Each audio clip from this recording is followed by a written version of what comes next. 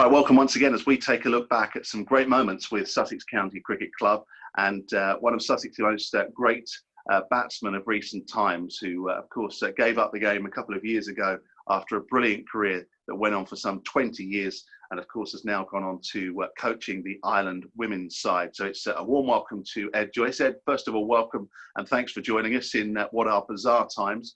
First of all, how's lockdown been for you? Well, thanks for having me, first of all. How's lockdown been? It has been tricky. Yeah, crazy old times. You know, it really happened very quickly.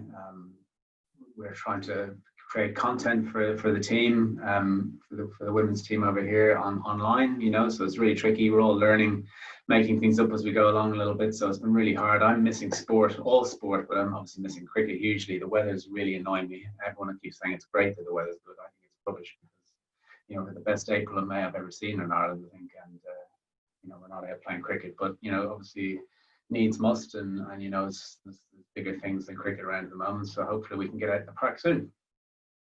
Just obviously having now finished playing the game for a short while, obviously times like now are a good chance to look back, and obviously you've got plenty to look back on because it was a fantastic career, as I said, the best part of 20 years, and I think 256 first-class matches, over 18,000 runs, 78 ODIs, and of course the Test match. You must look back very, very fondly because it was just such a special time for both Middlesex and Sussex. Yeah, it was. I've, you know, really grateful for the career I had and the length of it, and the great clubs I played for, and obviously a couple of countries as well. Yeah, so you know, this time in the last couple of months, actually, lots of, you know, I guess everyone has been doing a lot of looking back at probably their own lives, and you know, I'm no different, looking back at the cricket career, and just lucky that I had such a long one and reasonably successful as well. So yeah, just I guess starting at Middlesex, you know, I just watched the Test recently actually, and on Amazon there, and I absolutely loved it. And just looking at JL, Justin Langer, the head coach of Australia, and he was the captain of Middlesex when I first went there. And then you know, obviously had a good few years there, and then obviously went down to the South Coast and played for Sussex, and you know, had my best years there as a player, I think, you know, and my most enjoyable as well.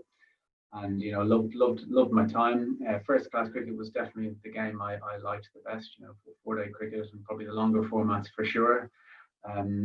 Funnily enough, obviously two of the only trophies I won were in T20, but yeah, I just love 4-day cricket, and I do miss that format quite a bit. You know, whenever it's on TV, that's the game that I sort of gravitate towards. So yeah, as I said, very lucky to have a career, have such a long career, and to play for two such great clubs. And obviously going back to the end of 2008, and it was a changing time for Sussex because Chris Adams was just leaving and finishing his very successful time there. So it was a change for Sussex. Mike Yardley came in as captain. Must have been a huge move for you at the time because you were such an established player with Middlesex to make that move. What do you remember at that time? It was a big move. 2008, Middlesex won the T20 Cup as well, and I was captain of that team, albeit I wasn't captain of the club. Ed Smith was captain of the club, got injured, and I ended up captaining a lot of that campaign. You know, it was tricky. I mean, I had big emotional ties to Middlesex as well, having gone over there, and they'd given me a chance. You know, you always feel a loyalty there, but I just felt my game had become a bit stagnant. Nothing really to do with Middlesex that much, just I felt my game had become stagnant, and I had a short spell playing for England, and wanted to try and reignite that a little bit. And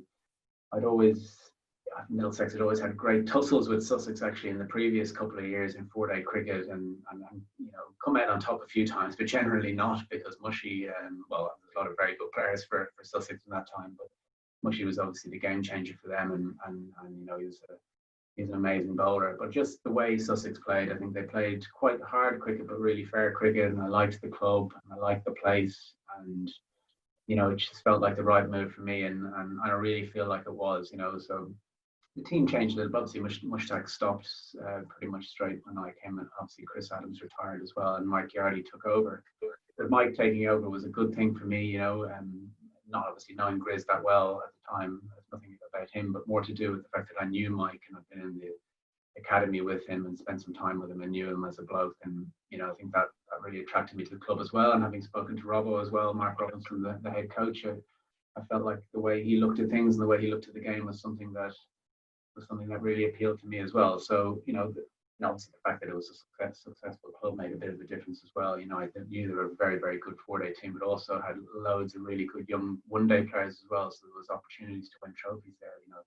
They had people like Luke Wright and Chris Nash and Rory Hamilton Brown, and young guys like that, as well as a sort of senior crew like Kirtley and Yasser Arafat and people like that, who great death bowlers. And I've left out loads of names. Obviously Murray Goodwin was a fantastic player as well. So there was lots of quality there. So I felt like trophies could be won, and that's always a reason to move as well. But the overriding thing is I felt like the club was a good fit for me. The club wanted me to come, and that's two pretty good reasons, I think. And obviously, as you say, Mike took over, someone that you spent a lot of time in the middle with, particularly in the red ball format. You had some great partnerships down the years. Obviously, he was in charge for a couple of years before you took over in 2012.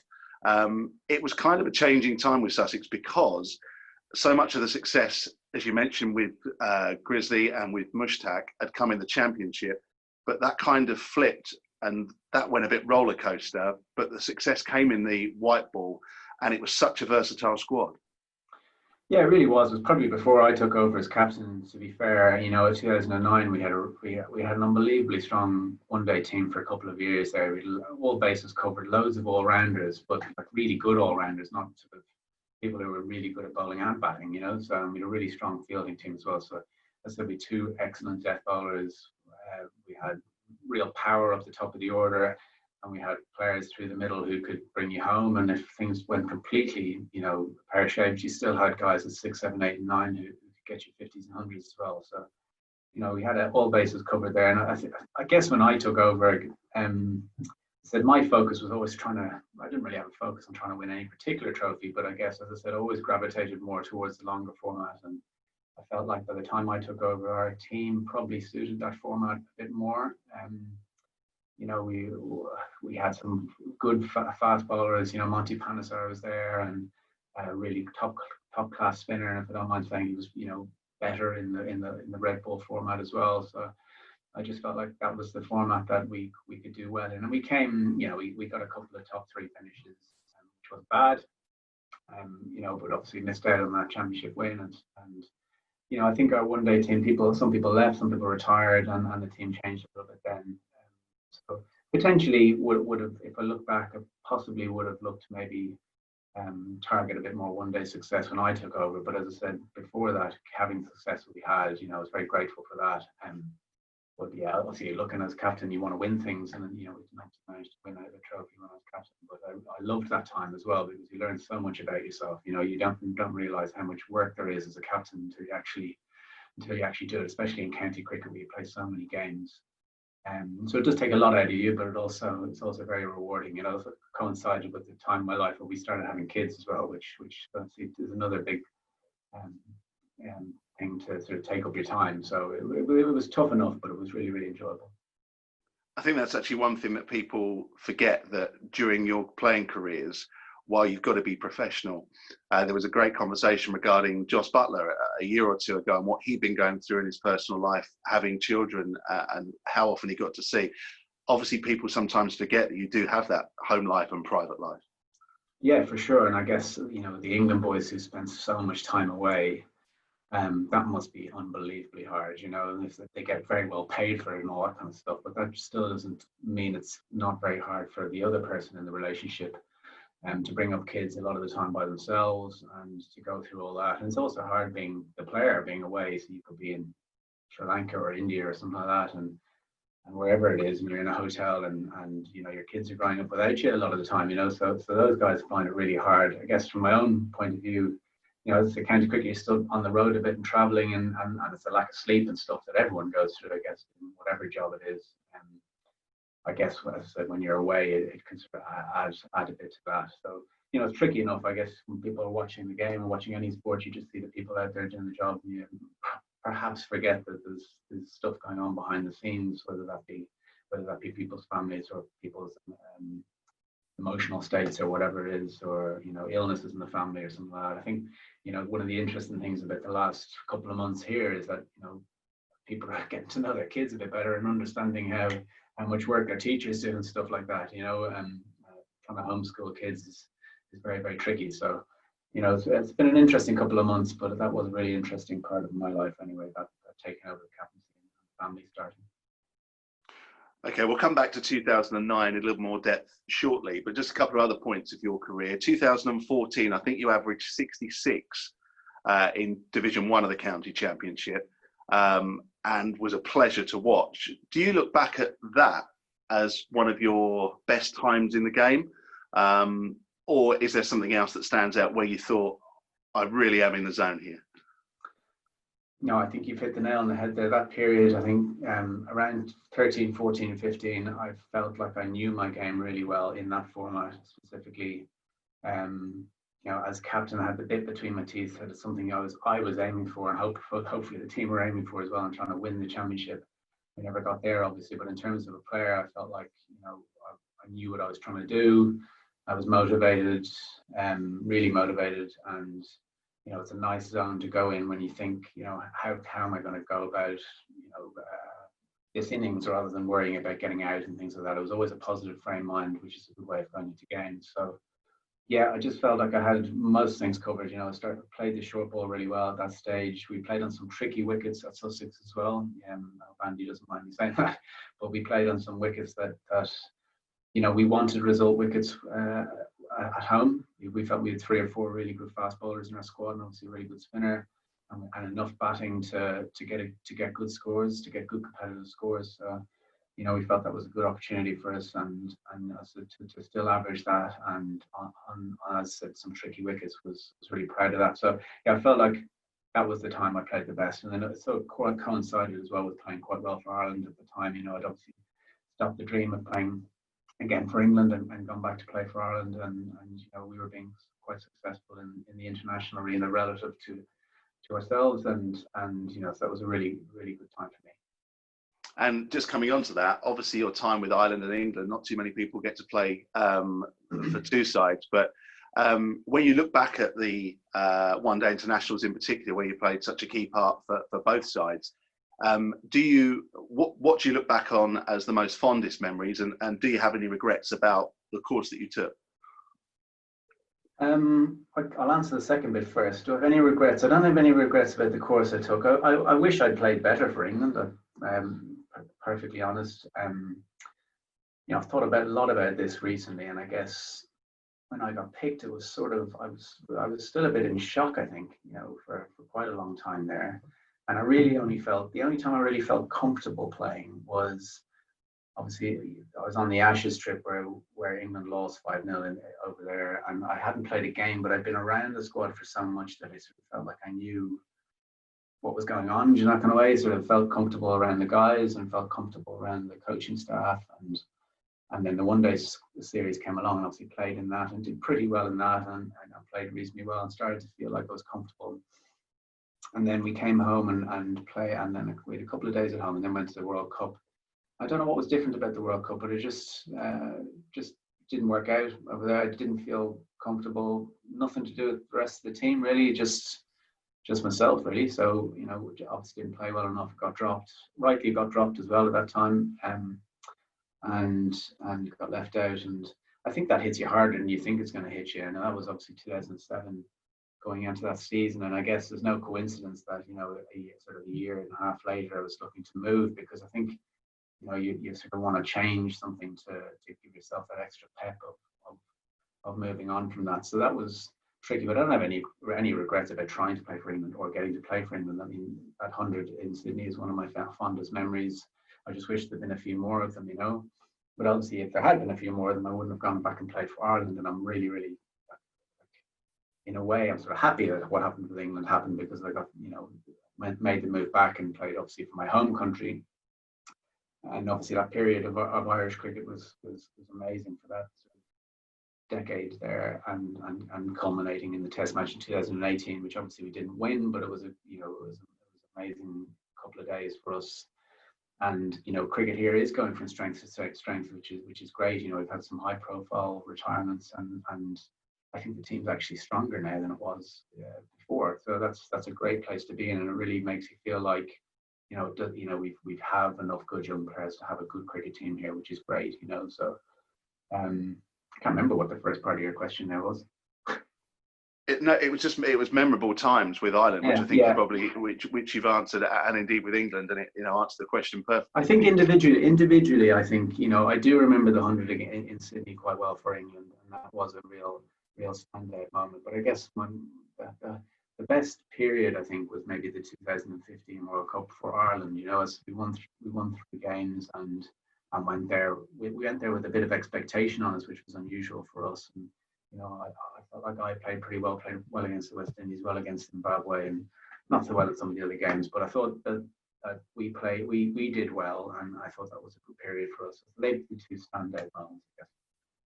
Okay, good stuff. Well, let's move on to 2009 now, because obviously, as part of this build-up for this week on the weekend, we're seeing Sussex in their T20 finals day, which we look forward to. So let's go back to that year, because, as you say, it was one of the best one-day squads Sussex ever had.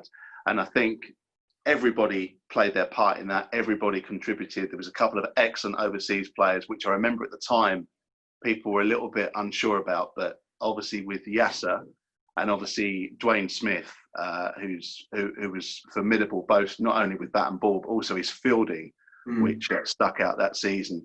But the whole side was fantastic, and obviously you'd come into the side and were very much part of that, and played a huge part, particularly in the Friends Provident run and the Pro 40. And you also, of course, did take part in that T20 as well. Taking part, I think, is the right words. Yeah, it was an unbelievable year. I just remember playing pretty much every day of the summer, and being red hot for the whole summer and absolutely loving it. I think, it's a bit of fatigue in there, but just loving playing so much. I think when you're winning and part of a successful side, you just love playing so much. But I remember just being really hot. I remember the outfield at home being absolutely parched, and it just, obviously feeling good with the bat and something new, and at a really great club. So a fantastic year. Obviously winning the T20 was probably the biggest highlight, even though personally, I obviously didn't contribute that much in the competition, but the biggest highlight because the finals day is such a fantastic day. You're right, everyone really contributed to that team. Dwayne, obviously in the actual final against Somerset was unbelievable. And once we got up to that score on that pitch, knowing how it was playing, I just didn't see how Somerset could possibly get the runs without getting 80 or 90 off the first 6 overs.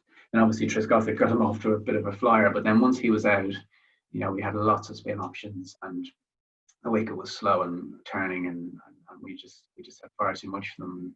You're right. I just remember having all the bases covered. You're right. If a team needed sort of more than 7s or 8s at the end, we had 2 excellent death bowlers. If the pitch was turning, we had we had options to cover that. We had good opening bowlers. Those are the days when Luke Wright used to actually bowl. He used to actually be an all-rounder. So he opened the bowling, I think, in that final actually, and but he was obviously a fantastic batter as well. Still is. So as I said, we just had all bases covered. I just remember playing so much, and then the 50 over comp was probably my favourite comp in that. Obviously, I played pretty well in that, and the semi-final was a really good game, but loads of close games as well. I just remember there being lots of close games in the lead up to the final as well. And the final was a big disappointment. Obviously, we just didn't get it right on the day. I think my advice, I remember Yards coming to me because I had played at Lords and said, "What should we do at the toss?" And I suggested we bat first because it looked like a slow wicket. So I think that might have been a slight mistake. So I apologise to Yards for that. But I think we didn't bat well enough. If we got a half decent start there, which we didn't get, I think we'd got 280 and it would have been a competitive game. But Hampshire were just too good for us on the day. And then the Pro 40, again, we were just really strong all round in one-day cricket, and we were just going from game to game. We had that confidence. We just know the next game you're going to win, the next game you're going to win, the next game you're going to win. It's a lovely feeling. And it's hard to get that back once it's gone. It's one of those things, you just think it's going to go on and on forever. And then a few people leave, and it's amazing. You sort of realise what they brought to the side. So Dwayne Smith's a really good example. He's the amount of run-outs he got that year and the amount of runs he saved he'd scare the living daylights out of you as a batter. And it's not often you can say a fielder can do that to you. But he also bowled really well, and then every now and then came off with the bat as well. So a really dangerous cricketer. So I just remember really fun times. Absolutely, the most memorable year of my career in terms of county cricket, no doubt. Obviously, the move, winning lots of games. I know we got relegated in the championship, but actually we didn't play bad cricket in the championship. We lost 4 or 5 really close games, which I know everyone would say, but if we won those, you end up coming in the top 3 or 4. So I just think it was a great year and really enjoyable.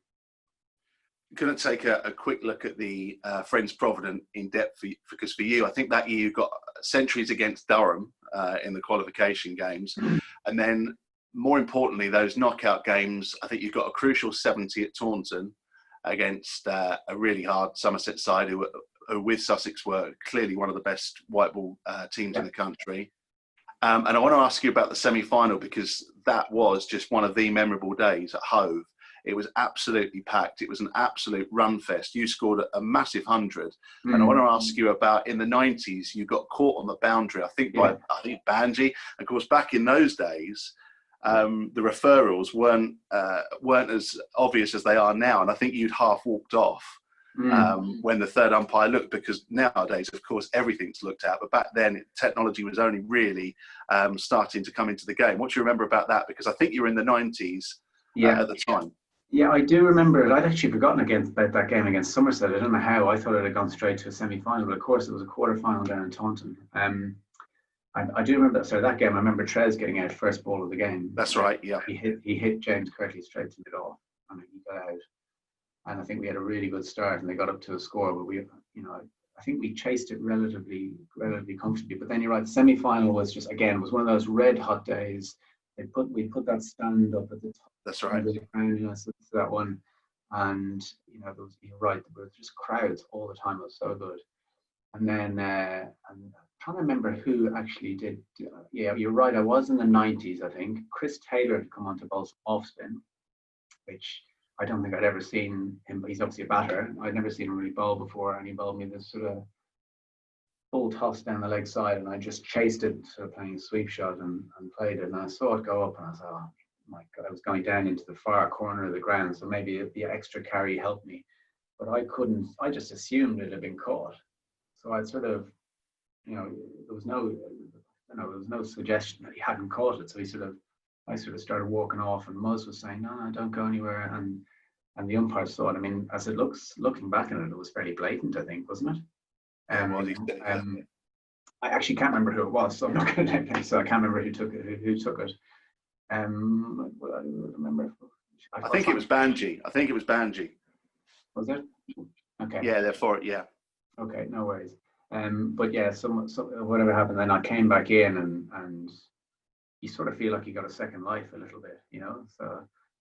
But yeah, that was looking back. Actually, we should have got a much bigger score. I think we only got about 60 off the last 10 overs, 60 or 70 off. That's right. It was still big enough, but it could have been more. Yeah. Yeah, we got about 330 or 340. Which that's right. Felt back then as an enormous score, but obviously these days that's not necessarily an enormous score. But we felt like we should have got 360, 370. So I remember it not being as big and up as you could have had it at half time. And then they had a really good partnership, Hamish Marshall and who else got the Gidman. I think Alex Gidman they both got hundreds, and they looked like they were going to get it. And then we strangled them a little bit with the yards in the middle. So I do remember that game really well. It's one, as I said, I don't remember every game. I played definitely not. I look back at some of the Middlesex days and even some of the Sussex ones more recently, and I can't really remember them. But I remember lots of that year. When someone goes that game, I sort of remember it again. So.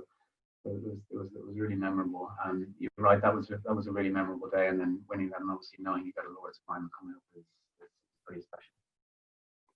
And the Pro 40 that year, again, Sussex I think they won 6 out of the 8. It was based on league basis back in those days, and going into the last game again, you played a huge part, and I think the order had been so versatile. Again, I think you.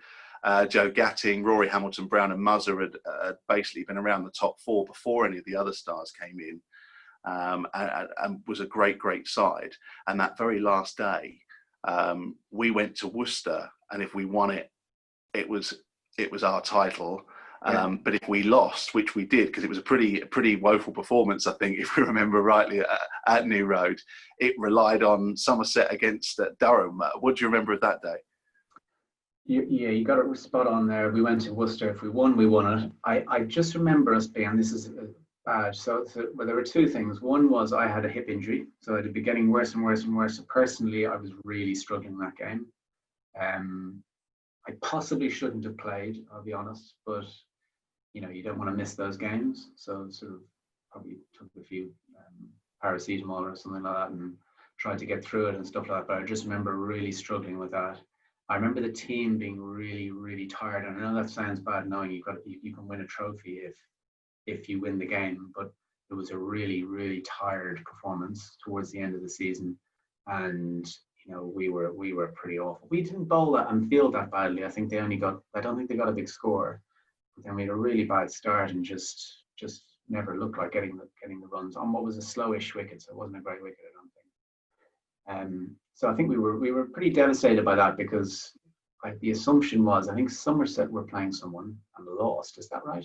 That's right. They played Durham, and if Somerset beat Durham, they won it. And if Durham won it, then Sussex had got the points in the bag. So, and what I remember personally was that where we'd lost early, the game at Taunton was carrying on. I think Sky had covered the game at Worcester and were showing the other game on one camera. But it looked fairly village, all right. I remember the end of the thing, and we were just assuming that Somerset would win, not because Durham weren't a good team, but what the team who has something to play for will often prevail in those circumstances, albeit we didn't beat Worcester. But Durham played really well. I believe they were chasing something and they got it. And then it's that odd feeling where you've lost a game, but you're sort of straight in the champagne and taking the medals and stuff like that. But I don't think we really cared. We played so much good. It was 4 competitions back then, obviously not 3.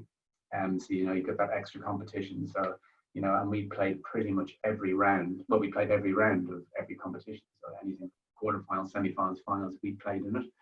And obviously there was a lot of championship cricket as well. So just coming into that last game, a lot of fatigue. We really wanted to do well, didn't play well, but then having won it with having been done a favour by someone else didn't make any difference to us. We just celebrated anyway. So amazing. I think that was that before or after? It's a good question. Before or after the final, or was that the last game of the season, or was it one? It was. That was right. That was the very end of the season, and I think it was just after relegation had been confirmed. Okay. So that might have been a sort of as well. Okay, so that was a contributing factor to the sort of performance, I think, as well. So I think you've got that thing where you always have to celebrate the end of the season. Now, celebrate's the wrong word, but mark the end of the season by having a few beers. But it was that fatigue came into it, and the fact that we won a trophy as well. I think that was an interesting point, and you've kind of gone over it, but the scheduling then with the competitions, I mean, bearing in mind all the discussions now, because one other key point in that season was after the Friends Provident final, which obviously we'd lost to Hampshire on the Saturday. I think we had the T20 quarter final on the Monday, which was against Warwickshire as they were there, or Birmingham now. And it was literally a 2-day turnaround. And I think at the time, Nashi said how proud he was of the team, because he played a key part in that match, coming in at 7, which again showed the versatility of the side. But that schedule that year, when you look back on it now, was just crazy. Bonkers, absolutely bonkers.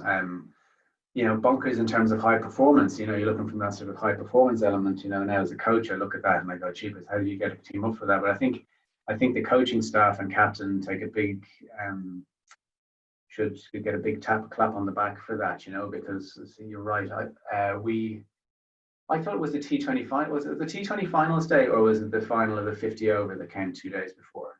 Whatever it was a big. Something big had happened on the Saturday. That's right. It was the 50 over final that we played on the Saturday at Lord's. Okay. And then the quarter final of the T20 was 2 days later on the Monday. I remember that well, because Robbo actually got us in on the Sunday.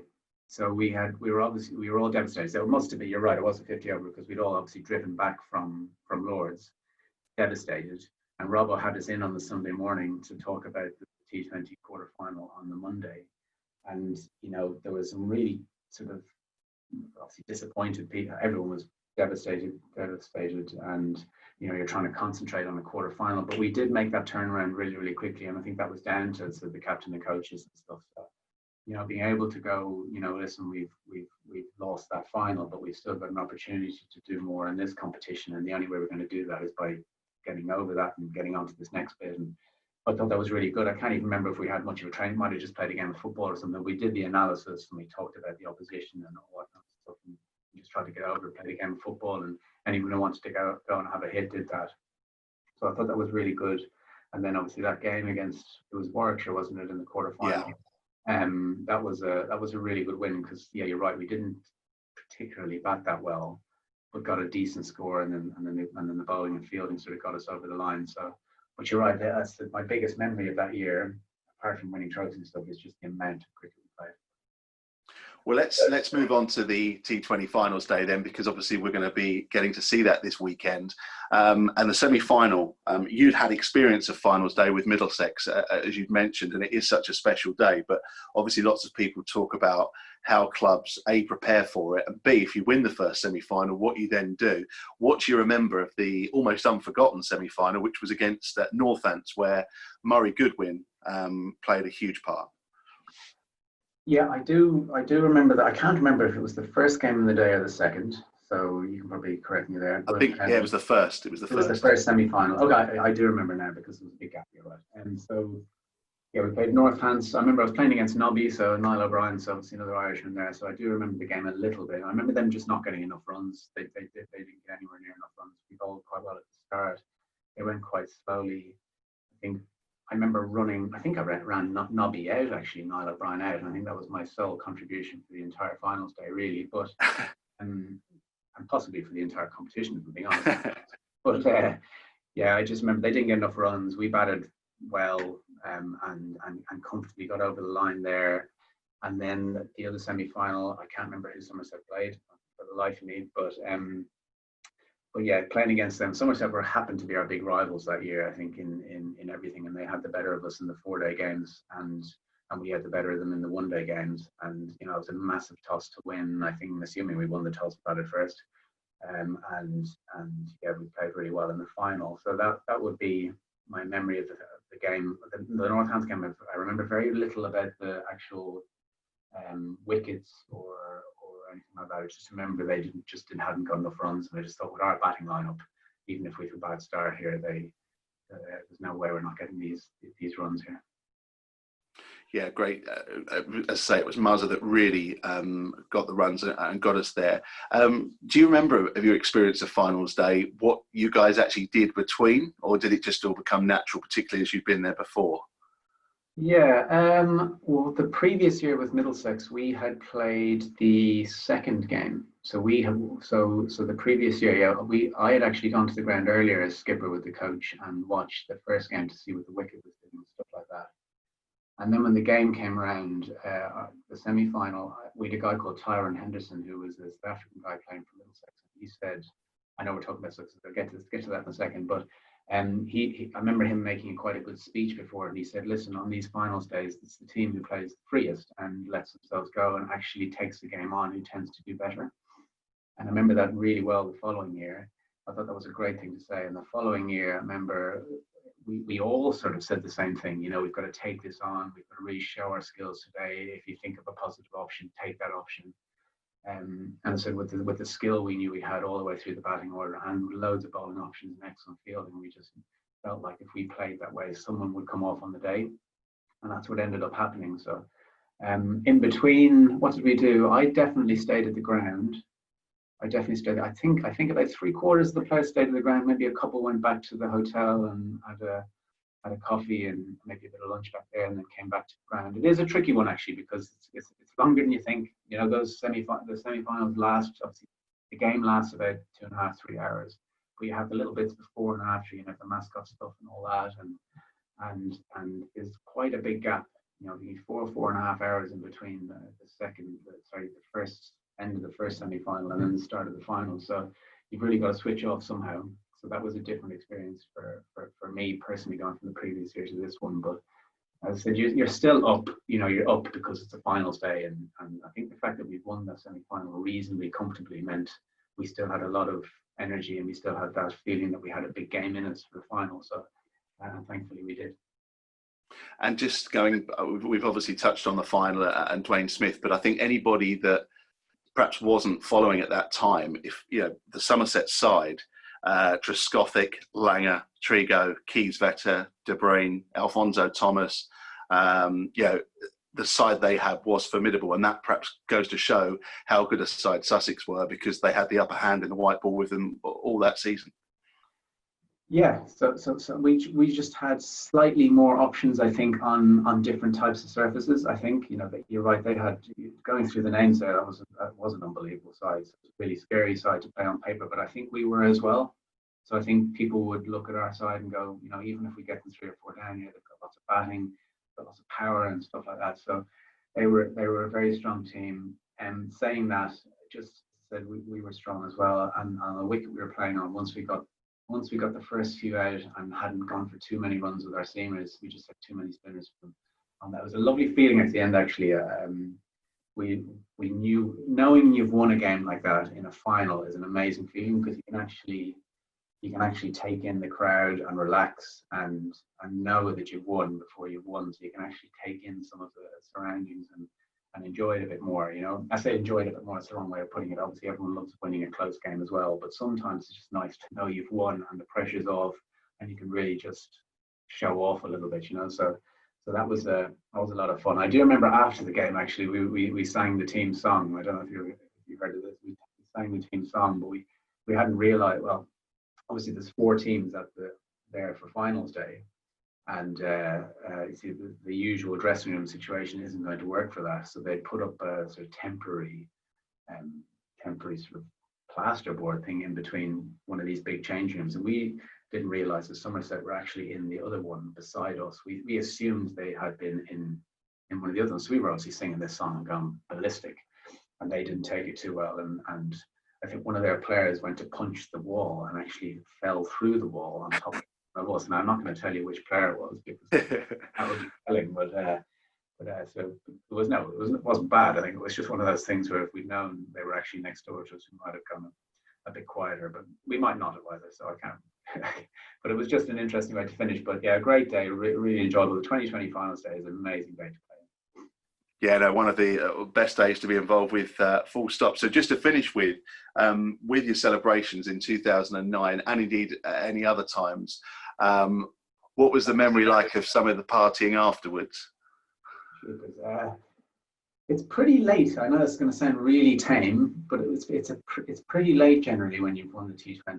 There's not much you can do. I remember lots of the players staying in their playing clothes. So lots of us did that. I think a few of us in the yards had arranged going to an Indian restaurant, and there were a few beers there. I definitely didn't have a late night. I don't think many of the players did, actually. As I said, it was really late when we finished, and it's fairly tame. But some of the players stayed in their clothes and actually woke up in their Sussex kit the next day with their medals around their neck and stuff like that, which is, I think it's a nice thing to do. I'd done the same thing actually the previous year with Middlesex. So we've gone to sleep and woken up with the stuff there. But yeah, there wasn't that much. As I said, we were probably playing the next day anyway. I've got a feeling there was a Pro 40 game on the Monday, which was also televised. When I look back through it, so that may have made a small difference. Yeah, I think you're right. I actually think you're right. Yeah, I think there was a reason why there wasn't a massive over celebration, because we had another game and we didn't want to ruin the fact that we were playing such good one-day cricket. That we thought we could win more trophies, which we did, obviously. So, yeah, I think you are right about that, actually. Yeah.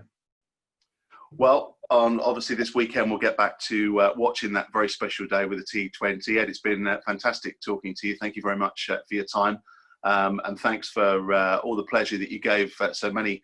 Not only Sussex and Middlesex supporters, but cricket supporters. It's been an absolute pleasure watching most of your career and chatting today. Thanks very much, Graham. And I hope everyone at Sussex is well and keeping well in this time. It's pretty poor. So, yeah, thanks very much for talking to me, Graham. Pleasure.